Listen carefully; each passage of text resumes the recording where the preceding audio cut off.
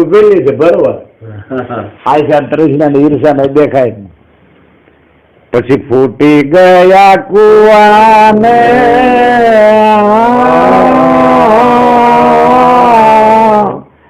એ સુકાના લગિયા વાડે. પછી હાથ રે એ ઘસંતી પેલી ગઈ પાનિહારી રે.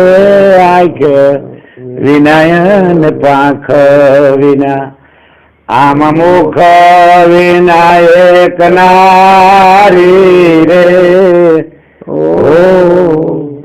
તો કે પાછી આપણે એને જોવીએ તો ક્યાં કહત કબીરા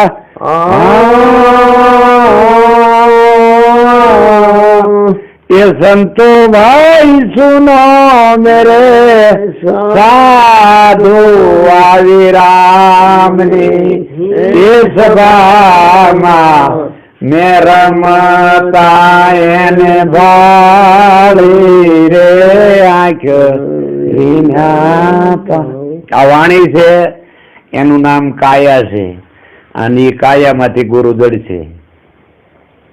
એ ગુરુ કાયામાંથી ગોતજો. શું કરું મારા વાલાના વખાણ. જેમ આ કાયા બાઈનું નામ છે એમ વાણી કાયા છે ને કાયામાંથી એટલે દાસી જીવન શાક પૂરે છે કે ગુરુ તમે કાયામાંથી ગોતજો. હું કરું મારા વાલાના વખાણ.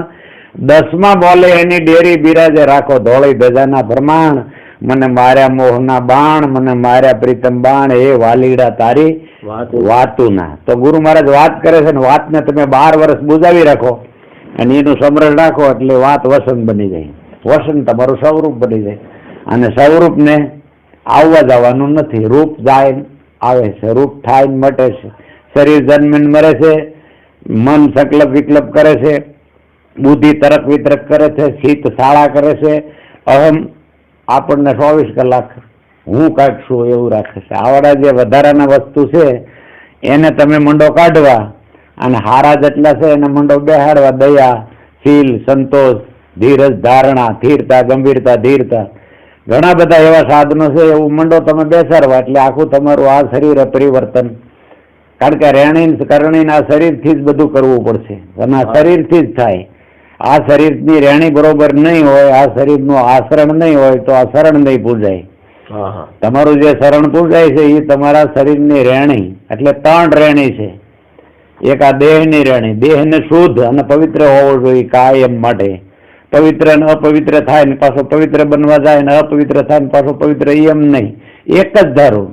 એટલે કીધું કે ગુરુજીની રેણી એમાં સત પર વાસા. ગુરુજીની રેણીમાં જો રહેવું હોય તો સત પર તમારો વાસ હોવો જોઈએ. બોલે એ પુરુષનો વાસ સત ઉપર હોવો જોઈએ. સત છે વસન. એને વસન ખોટું બોલાય નહીં. એક પણ ખોટું વસન બોલે તો એનું જે સત ભેગું થયું એ બધું બળીને ખાક થઈ જાય. એટલે કીધું ગુરુજીની રેણી એવી છે કે સત પર વાસા. ગુરુજીની રેણી સત પર વાસા. સતના ઉગ્યા માય સુર પડ્યું એક બૂંદ મારા ગુરુજીના વસનનું. વસન નામનું બૂંદ જે સરવણેથી રેડ્યું પછી એના સવાયા હવે કરો મૂળ એ સુડલા. તમે સત બોલો નકર મત બોલો. તમને ગોરા એટલે ગુરુ, જોધલ એટલે પીર. ગોરા પીરાની તમને આણ એ શિષ્ય એટલે સુડલા. તમે સત બોલો નકર મત બોલો. પોતે પોતાને ભવાનીદાસ કહે છે કે તારે બોલવું હોય તો 24 કલાક સત જ બોલ. સળ કપટ ક્યારે આવશે કે તારો જયારે વર્તી લોભમાં જાય, સુવારસમાં જાગશે ત્યારે તારે ખોટું બોલવું પડશે તો જ આનું તને વળતર મળશે. ખોટ બોલ્યા વગર અહીંયા કોઈ વસ્તુ મળતી નથી. તો ગુરુજીની રેણી એવી છે કે એમાં જીભાન પર એક પણ અક્ષર કાનો માત્ર સળ કપટ દગા પર્પસ વાળો કે કોઈને બાટલામાં ઉતારીને શોષણ કરી લેવું એ જયારે બોલ પડશે તમારા મુખમાં એટલે વ્યક્તિ તમારીથી હટી જાય. કારણ કે જેને યારે તમે કાયમ રહેતા હોય એ સળ કપટ વાળો બોલ પડે એટલે તરત વર્તી જાય.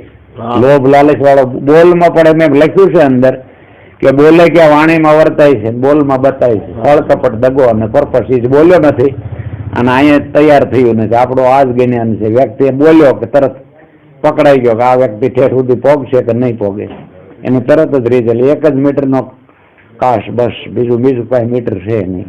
અને એવા જ તમારી જેખા માણસો જેટલા મળ્યા મને આજથી વર્ષોથી મિત્રથી માંડી શેઠિયાથી માંડી મજૂરો અમે મજૂરી બહુ કરી, પણ જ્યાં લાંબો હાથ થયો ને આજ સુધી કોઈ પુરુષ પાછો આવ્યો નથી, કોઈ દી પાછો વળ્યો નથી. એક હાથ મળી ગયો મધુર ત્યાં પૂરું થયું, પછી કાંઈ નહીં.